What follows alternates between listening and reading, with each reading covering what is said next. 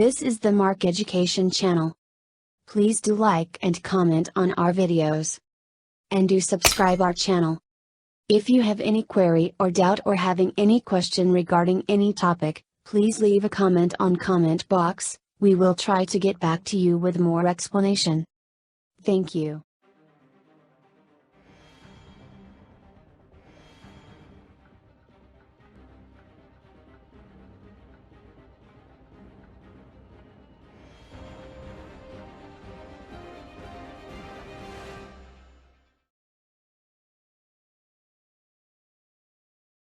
Welcome back student. स्वागत है आपका हमारे YouTube चैनल पे। वेक्टर 2.0 के बाद आज हम आपके लिए लेके आए हैं वेक्टर 3.0, जिसमें हम लोग बात करने वाले हैं आपसे एप्लीकेशन ऑफ वेक्टर। जी बिल्कुल, कि वेक्टर का किस तरह से हम लोग यूज़ करेंगे। प्रॉब्लम्स सॉल्विंग टेक्निक्स की बात की जाएगी इस वीडियो में, कि किस तरीके से हम प्रॉब्लम्स को सॉल्व कर सकते हैं। जो भी हम लोगों ने वेक्टर 1.0 वेक्टर 2.0 में सीखा, उन सब कॉन्सेप्ट का यूज़ कैसे किया जाएगा, अप्लाई कैसे किया जाएगा उन सब को। तो आज हम इस वीडियो सेगमेंट में आपसे कुछ क्वेश्चंस डिस्कस करने वाले हैं। तो आइए फ्रेंड, हम लोग शुरू करते हैं आज के अपने पहले सवाल के साथ, जो हमारा आज का पहला क्वेश्चन है।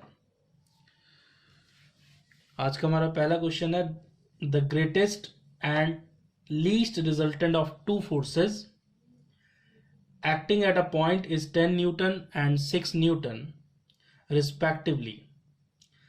If each force is increased by 3 Newton, find the resultant of new forces when acting at a point at an angle of 90 degree with each other.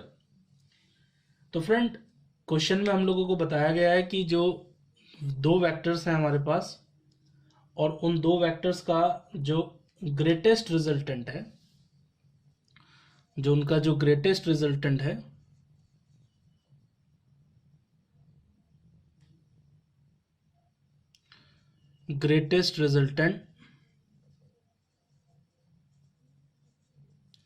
ये हम लोगों को 10 दिया हुआ है।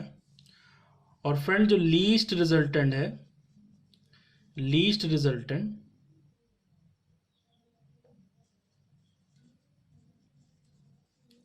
वो हम लोगों को क्वेश्चन में 6 न्यूटन दिया गया है। तो फ्रेंड, कहा गया है कि अगर दोनों फोर्सेस को 3 न्यूटन से इंक्रीज कर दिया जाए, तो हम लोगों को दोनों फोर्सेस का नया रिजल्टेंट फाइंड आउट करना है, जबकि दोनों 90 डिग्री पे एक्ट कर रहे हों। तो फ्रेंड, क्वेश्चन के सॉल्यूशन से पहले हम लोग कुछ बात डिस्कस करेंगे।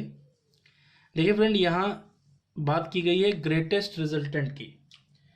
तो दो फोर्सेस या दो वेक्टर क्वांटिटीज हमें कब ग्रेटेस्ट जो है रिजल्टेंट देती हैं? आंसर है कि जब दो वेक्टर क्वांटिटीज सेम डायरेक्शन में हो। तो मैं यहाँ एग्जांपल आपको दिखा रहा हूँ। If we have two vector quantities and both have same direction, तो उस कंडीशन में जो रिजल्टेंट होगा वो ग्रेटेस्ट होगा। एंड आर मैक्सिमम, जो आपका मैक्सिमम रिजल्टेंट होगा, that will be A plus B, means the sum of the magnitude of A and B. वहीं दूसरी ओर फ्रेंड, जो लीस्ट रिजल्टेंट की बात यहाँ की जा रही है, लीस्ट रिजल्टेंट कब हम लोगों को मिलता है? लीस्ट रिजल्टेंट की कंडीशन ये है कि अगर आपके पास एक वेक्टर है और कोई दूसरा वेक्टर उसके अपोजिट यानी कि जस्ट 180 डिग्री एक्ट कर रहा हो, तो उस कंडीशन में जो रिजल्टेंट होगा वो मिनिमम होगा, and that will be equal to the difference of the magnitude of vector quantities. तो ये बात थी कि किस कंडीशन में वेक्टर का जो रिजल्टेंट है वो ग्रेटेस्ट में होता है और कब जो है लीस्ट होता है। इस कंडीशन का यूज करते हुए अब हम अपने क्वेश्चन को आगे बढ़ा रहे हैं। सो we have decided that A and B are two vector quantities or two forces as per the need of the question. तो हम यहाँ सिंपल लिख सकते हैं कि a plus B is given to us which is equal to 10 and a minus B is given to us which is 6 Newton. So let this is our first equation and this is our second equation.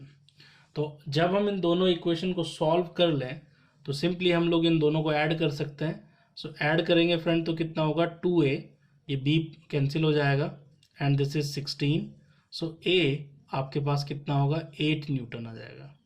अगर friend a आपके पास 8 Newton है तो b कितना होगा, b आपके पास होगा 2 Newton. b कितना होगा फ्रेंड 2 न्यूटन. अब फ्रेंड क्वेश्चन की रिक्वायरमेंट की तरफ देख लेते हैं. क्वेश्चन में एक कंडीशन हम लोगों को दिया था कि अगर दोनों फोर्सेस के मैग्नीट्यूड को 3 न्यूटन से इंक्रीज कर दिया जाए तो यानी कि नया जो a डैश होगा वो होगा a प्लस 3 और मान लेते हैं कि जो नया b डैश b वेक्टर है वो b डैश में चेंज हो गया है और वो होगा b प्लस 3. तो इस तरीके से जो a डैश होगा उसकी वैल्यू हमारे पास आ रही है तो that will B 8 plus 3 is 11 Newton और जो दूसरा वेक्टर है b डैश या b प्राइम भी आप इसे कह सकते हैं दैट विल बी 5 न्यूटन. अब क्वेश्चन में कहा गया कि अगर ये दोनों वेक्टर एक दूसरे के नॉर्मली एक्ट करें मतलब 90 डिग्री एक्ट करें तो रिजल्टेंट कितना होगा वो हमें बताना है. तो फ्रेंड जैसा कि हम जानते हैं रिजल्टेंट ऑफ टू वेक्टर को हम सिंपली इस फॉर्मूले से लिखते हैं. सो ये हो जाएगा resultant is equal to a dash square plus b dash square plus 2a dash b dash cosine theta. तो ये रिजल्टेंट का फॉर्मूला है. किसी भी दो वेक्टर क्वांटिटीज के बीच में अगर थीटा एंगल हो तो इस फॉर्मूले की हेल्प से हम लोग उनका रिजल्टेंट फाइंड आउट कर सकते हैं. तो फ्रेंड हम सिंपली लिख देंगे vector r is equal to, अब आप देखिए जो a डैश है आपका वो 11 है तो यहाँ हम 11 का स्क्वायर करेंगे 11 square plus b dash square. So ये हो जाएगा आपका फ्रेंड 5 स्क्वायर. और फ्रेंड क्योंकि दोनों के बीच में जो एंगल है वो 90 डिग्री है तो ये वाली टर्म पूरी तरह से जीरो हो जाएगी. आर्ग्यूमेंट में यहाँ लिख देता हूँ क्यों ये जीरो हुआ, क्योंकि हम लोग जानते हैं कि cos 90 डिग्री यानी कि cos π/2 की वैल्यू जीरो होती है. So friend r is equal to जब आप इसे सॉल्व करेंगे तो सॉल्व करने पर ये टोटल हो जाएगा आपका 1 to 1 और प्लस ये होगा 25. तो r इज इक्वल टू ये हो जाएगा आपका स्क्वायर रूट 146 न्यूटन. तो ये क्वेश्चन का प्रॉपर आंसर हुआ. बड़ा ही सिंपल क्वेश्चन था, ये एक वार्म अप क्वेश्चन है, ज़्यादा इसमें कुछ हम लोगों ने करने की ज़रूरत नहीं पड़ी. बस जो इन्फॉर्मेशन है उस इन्फॉर्मेशन को समझा और हमने अपने कॉन्सेप्ट को अप्लाई किया. ठीक इसी तरह से अब हम लोग अगले सवाल की तरफ बढ़ते हैं. तो अगला सवाल क्या है देखिए, two equal forces have their resultant, two equal forces have their resultant equal to either, at what angle are they inclined. तो सवाल की मीनिंग को हम लोग समझ लेते हैं. पहले कहा गया है कि हमारे पास दो फोर्सेस हैं जो कि इक्वल हैं और उन दोनों का जो रिजल्टेंट है वो किसी एक के मैग्नीट्यूड के इक्वल है. तो बताइए कि दोनों के बीच में कितना एंगल होगा. तो फ्रेंड हम मान लेते हैं कि late A and B, vector A and vector B are two forces.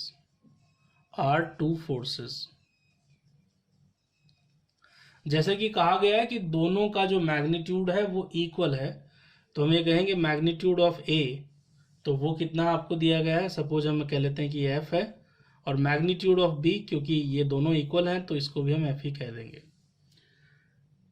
कहा गया है कि जो रिजल्टेंट है दोनों का वो भी किसी एक के मैग्नीट्यूड के इक्वल है तो यानी कि रिजल्टेंट भी आपका एफ ही होगा. और थीटा की डिमांड यहाँ की गई है क्वेश्चन में कि बताइए कि दोनों के बीच का एंगल कितना होगा. तो फ्रेंड हम यूज करेंगे अपना रिलेशन. क्या रिलेशन है, vector R, so resultant that is R is equal to a square plus b square plus 2ab cosine theta. हम इस फॉर्मूले का यूज कर रहे हैं to get our final answer.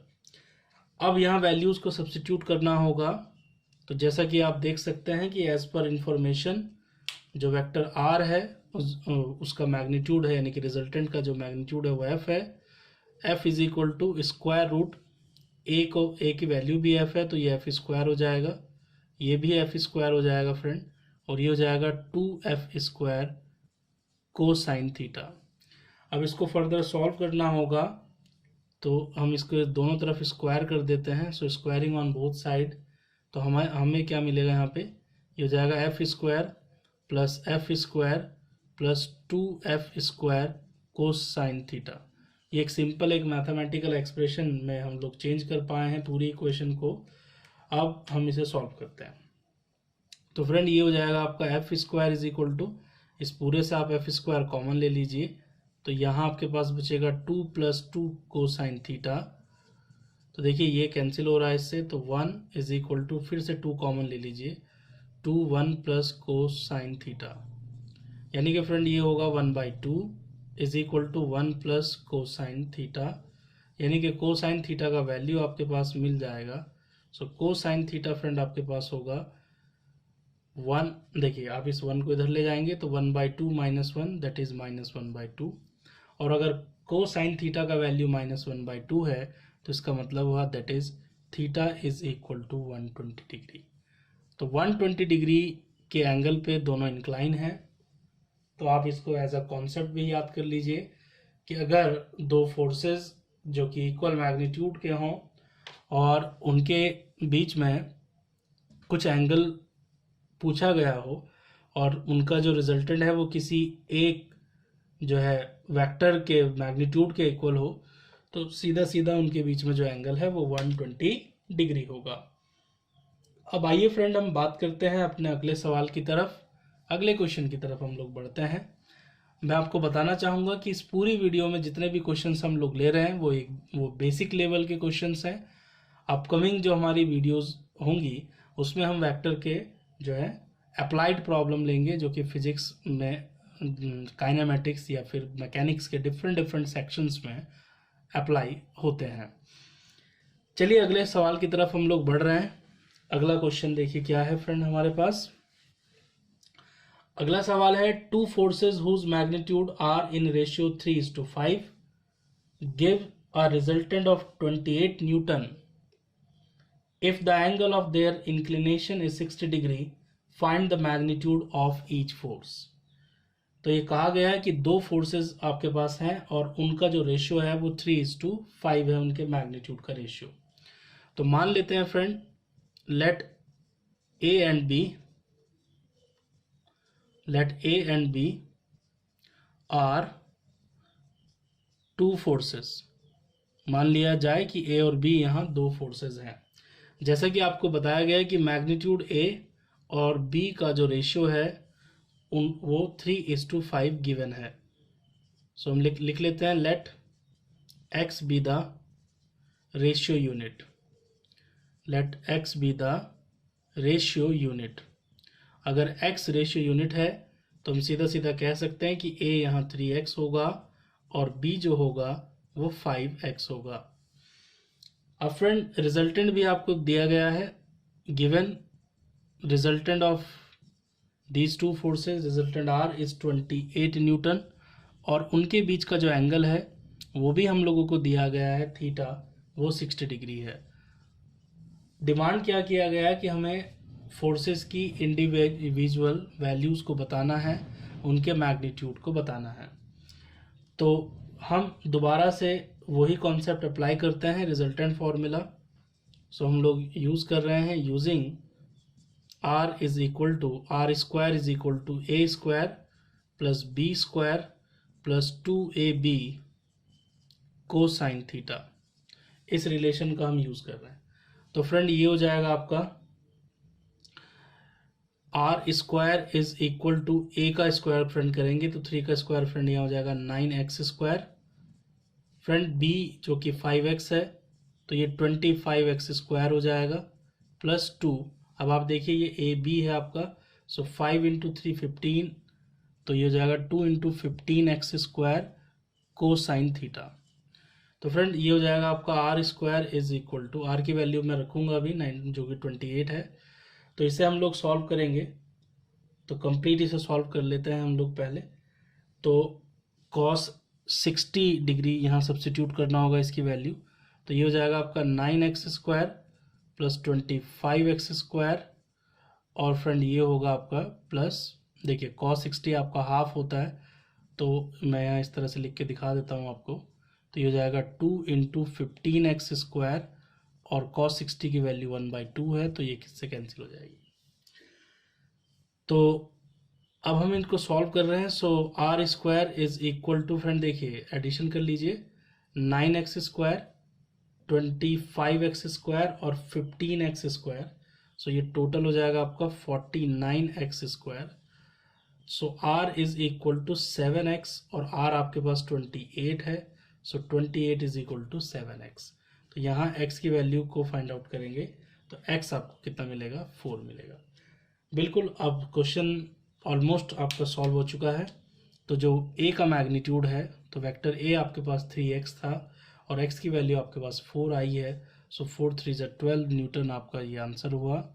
और b की जो वैल्यू है आप फ्रेंड, b की वैल्यू देखिए, b हमारे पास 5x था, सो 5 × 4 करेंगे तो ये हो जाएगा आपका 20 न्यूटन। तो ये भी एक वार्म अप क्वेश्चन है। बेसिकली फिजिक्स में जो रिजल्टेंट फॉर्मूला वेक्टर के लिए हम लोग इस्तेमाल करते हैं, उसके साथ हम लोग फैमिलियर जो है हो जाएं, इसीलिए ये क्वेश्चंस की प्रैक्टिस आपको करवाई जा रही है। चलिए फ्रेंड, अब हम अगले सवाल की तरफ बढ़ते हैं, जो कि थोड़ा सा डिफरेंट क्वेश्चन है। तो देखिए क्या है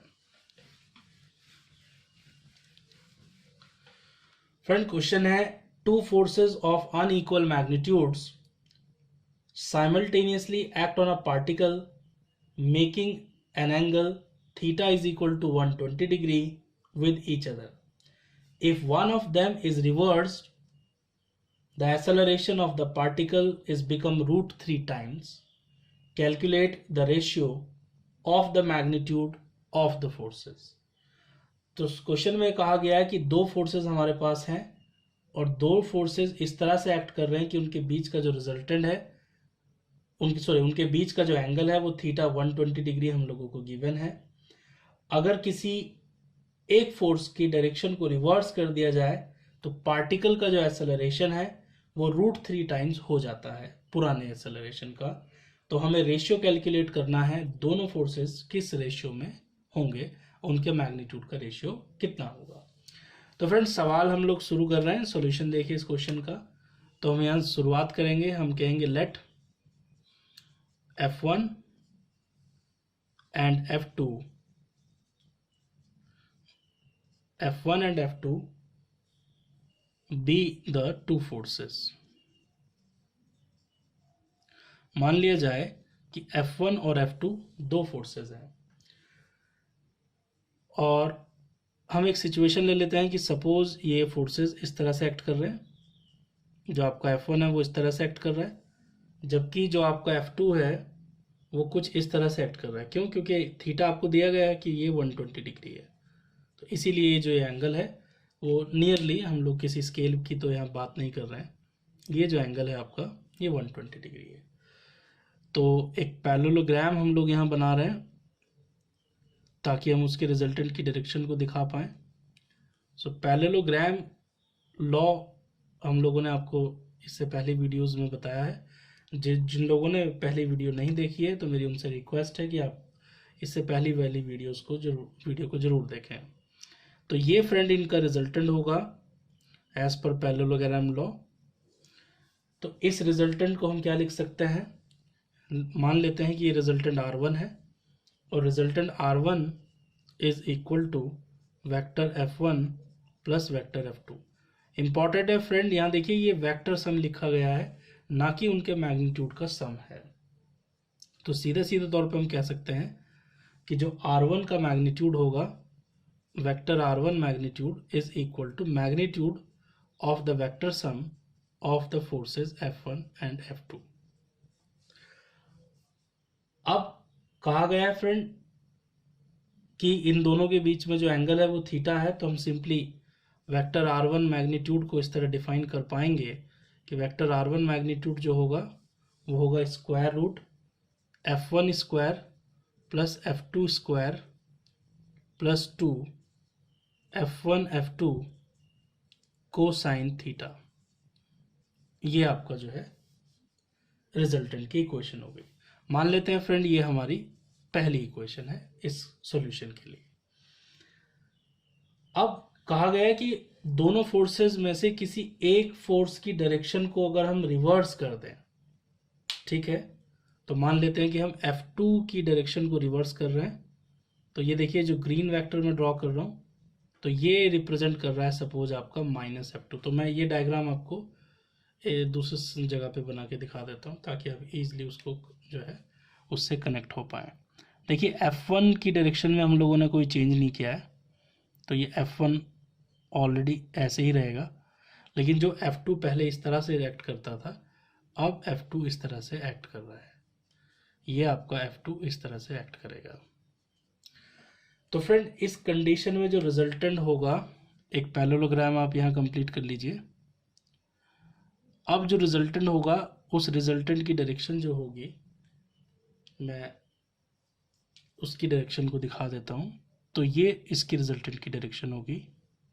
तो मान लेते हैं कि ये जो रिजल्टेंट है आपका वो R2 वेक्टर है। क्लियर हो गया। अब अगर इनके एंगल की बात की जाएगी फ्रेंड, क्योंकि देखिए पहले जो एंगल था, पहले ये डॉटेड लाइन थी, पहले ये वाला जो एंगल था अगर वो थीटा था, तो ये वाला जो एंगल होगा वो होगा 180 माइनस थीटा। तो अगर आप इस एंगल के बारे में बात करना चाह रहे हैं तो मैं इस एंगल की वैल्यू यहाँ लिख देता हूँ। ये होगा 180 माइनस थीटा। टाइम आने पे इसको इस्तेमाल कर लिया जाएगा। तो फ्रेंड हम अब क्या कह सकते हैं, अब हम ये कहेंगे कि वेक्टर R2 जो रिजल्टेंट है, vector R2 is vector F1 plus minus vector F2। यानी कि वेक्टर R2 जो होगा रिजल्टेंट, जो अब नया जो रिजल्टेंट होगा वो वेक्टर सम होगा किस किस का, वेक्टर F1 और माइनस ऑफ वेक्टर F2, क्योंकि हम F2 की डायरेक्शन को रिवर्स कर दिए। तो सीधे सीधे तौर पे हम इस एक्सप्रेशन को लिख सकते हैं, magnitude of vector R2 is equal to square root of F1 plus F2 और प्लस 2F1 F2 कॉस, और एंगल देखिए फ्रेंड एंगल क्या होगा, 180 माइनस थीटा। फ्रेंड जैसा कि हम जानते हैं कि कॉस 180 माइनस थीटा ये सेकंड क्वाड्रेंट है, और सेकंड क्वाड्रेंट में इसकी जो वैल्यू है वो माइनस होगी। तो हम सीधे सीधे तौर पे लिख सकते हैं vector R2 is equal to square root of vector F1 square plus F2 square minus 2F1 F2 cosine theta. ये हमारी सेकंड इक्वेशन हो गई। फ्रेंड जैसा कि हम जानते हैं कि किसी भी पार्टिकल पे जो एक्सेलरेशन प्रोड्यूस होता है जब हम फोर्स अप्लाई करते हैं, तो वो एक्सेलरेशन टोटल जो फोर्स अप्लाई होता है पार्टिकल पे उसके डायरेक्टली प्रोपोर्शनल होता है, जो कि न्यूटन्स का सेकंड लॉ है। न्यूटन के सेकंड लॉ के बेसिस पे हम इस चीज को डील कर पाएंगे। अब जैसा कि कहा गया था कि जब हम किसी एक फोर्स की डायरेक्शन को रिवर्स करते हैं तो मैग्नीट्यूड जो एक्सेलरेशन का है वो √3 टाइम्स हो जाता है। तो कहीं ना कहीं हम लोग ये कह सकते हैं, तो माफ़ी चाहूँगा मेरे पास लिखने के लिए थोड़ा सा स्पेस कम है, तो मैं इस पार्ट को इरेज कर रहा हूँ। तो हम ये कह सकते हैं कि जो R2 वेक्टर का जो रिजल्टेंट है, R2 वेक्टर का जो मैग्नीट्यूड है और R1 वेक्टर का जो मैग्नीट्यूड है, उनका जो रेशियो होगा वो रेशियो √3 टाइम्स √3 होगा, क्योंकि जो नया एक्सेलरेशन है वो √3 टाइम्स हो जाता है। तो फोर्सेस का जो रेशियो है वो एक्सेलरेशन के रेशियो के बराबर होगा। तो अब हम लोग R1 जो कि हमें इस इक्वेशन से मिल जाएगा और R2 जो कि हमें इस इक्वेशन से मिल जाएगा, इनकी वैल्यूज को हम सब्स्टिट्यूट कर रहे हैं अपने एक्सप्रेशन के लिए। तो मैं यहाँ वैल्यूज को सब्स्टिट्यूट कर रहा हूँ, तो मैं इस पार्ट को यहाँ से इरेज करूँगा और वैल्यूज का सब्स्टिट्यूशन किया जाएगा। सो R2 को हम लिख सकते हैं square root F1 square plus F2 square minus 2F1 F2 cosine theta, और वहीं हम r1 को लिख पाएंगे square root f1 square plus f2 square plus 2f1 f2 cosine theta is equal to square root 3। देखिए ये एक इक्वेशन है, आप इस पूरे को स्क्वायर कर लीजिए, क्रॉस मल्टीप्लाई कीजिए, सॉल्व कीजिए। सो हमारे पास फाइनली क्या इक्वेशन मिलेगी, मैं डायरेक्ट लिख रहा हूँ। So f1 square plus f2 square plus 4 f1 f2 cosine theta is equal to 0। तो फ्रेंड ये इक्वेशन इस पार्ट को सॉल्व करने के बाद आपको मिलेगी, तो आप चाहें तो इसको कॉपी में सॉल्व करके अलग से देख सकते हैं। अब हम थीटा की वैल्यू सब्स्टिट्यूट करेंगे जो कि 120 डिग्री है, और साथ ही साथ हम इस पूरी इक्वेशन को f2 से डिवाइड करेंगे। So substituting theta is equal to 120 degree जो कि क्वेश्चन में इंफॉर्मेशन दी गई थी, and dividing by f2 square. ऐसा इसलिए किया जा रहा है क्योंकि हमें रेशियो चाहिए। तो ये हो जाएगा आपका f1 upon f2 whole square, उम्मीद करता हूं कि ये मैथमेटिक्स पार्ट आपका अच्छा होगा, plus f2 square upon f2 square 1 हो जाएगा, प्लस 4 f1 f2, और हम डिवाइड कर रहे हैं किससे, f2 के स्क्वायर से, और ये हो जाएगा आपका cos 120 degree is equal to 0। तो फ्रेंड देखिए ये एक पावर यहाँ कैंसिल हो जाएगी। सो फ्रेंड आपके पास बचेगा f1 upon f2 whole square plus 1। जैसा कि हम जानते हैं कि cos 120 की वैल्यू -1/2 होती है, तो फ्रेंड ये हो जाएगा 4 f1 ओवर f2, ये हो जाएगा यहाँ पे -1/2 इज इक्वल टू 0। इसे थोड़ा सा हम लोग सॉल्व करेंगे, और सॉल्व करने के बाद हम लोग अपने फाइनल रिजल्ट को कैलकुलेट करेंगे। तो देखिए फ्रेंड अगला स्टेप क्या होगा, इस इक्वेशन के बाद देखिए अगला स्टेप क्या होगा। तो ये हो जाएगा आपका f1 over f2 square plus 1, और देखिए ये 4 है और ये -1/2 है, तो यहां मिलेगा आपको -2 f1 over f2 is equal to 0। अब हम ये कहेंगे, क्योंकि हमें f1 ओवर f2 की वैल्यू चाहिए, तो हम लिख लेते हैं let f1 over f2 is equal to x। मान लिया जाए कि f1 ओवर f2 x के इक्वल है, तो आपके पास इक्वेशन होगी x square plus 1 minus 2x is equal to 0। तो ये एक सिंपल इक्वेशन, आप इसके फैक्टर कर लीजिए। तो आप देखेंगे तो ये x माइनस 1 का होल स्क्वायर होगा is equal to 0।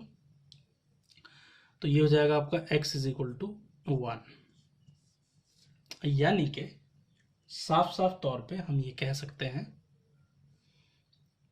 Final answer आपके पास आ रहा है, ratio of f1 and f2 is equal to 1, और we can say f1 is equal to f2। तो ये आपका फाइनल आंसर हुआ कि दोनों फोर्सेस का जो मैग्नीट्यूड है वो मैग्नीट्यूड एक दूसरे के इक्वल है। आई होप कि आपको इस वीडियो में रिजल्टेंट ऑफ टू वेक्टर से जुड़े जितने भी हम लोगों ने क्वेश्चंस किए उनसे कुछ चीज़ें आपको क्लियर हुई होंगी। ऐसे काफ़ी सारे क्वेश्चंस आपके टेक्स्ट बुक में अवेलेबल हैं, आप उनको ट्राई कीजिए। और अगर आप चाहते हैं कि हम आपको एक क्वेश्चन का कलेक्शन प्रोवाइड करें, तो डिस्क्रिप्शन में दिया गया टेलीग्राम का जो लिंक है आप उस पर क्लिक कीजिए और ज्वाइन कीजिए द मार्क एजुकेशन, जो कि टेलीग्राम पे एक पब्लिक चैनल है, अवेलेबल है। हम उसके अंदर आपको प्रोवाइड करवाएंगे क्वेश्चन का कलेक्शन जो कि PDF फॉर्म में होगा। और आपके कुछ अगर सवाल हैं जो आप हमसे सीधा पूछना चाहते हैं, तो आप हमारा चैट ग्रुप भी ज्वाइन कर सकते हैं जो कि टेलीग्राम पे अवेलेबल है। वहाँ सीधे आप हमसे सवाल कर सकते हैं। आपकी जो प्रॉब्लम है वो जल्दी से जल्दी हम लोग सॉल्व करने की कोशिश करेंगे और आपको रिप्लाई करेंगे। Thank you very much. Comment box में कमेंट करके ज़रूर बताएं कि आपको ये लेक्चर कैसा लगा, इस लेक्चर से आप कितना सीखे, क्योंकि आपका एक्सपीरियंस हमें अपनी सर्विसेज को बेहतर बनाने में मदद करता है। Thank you very much.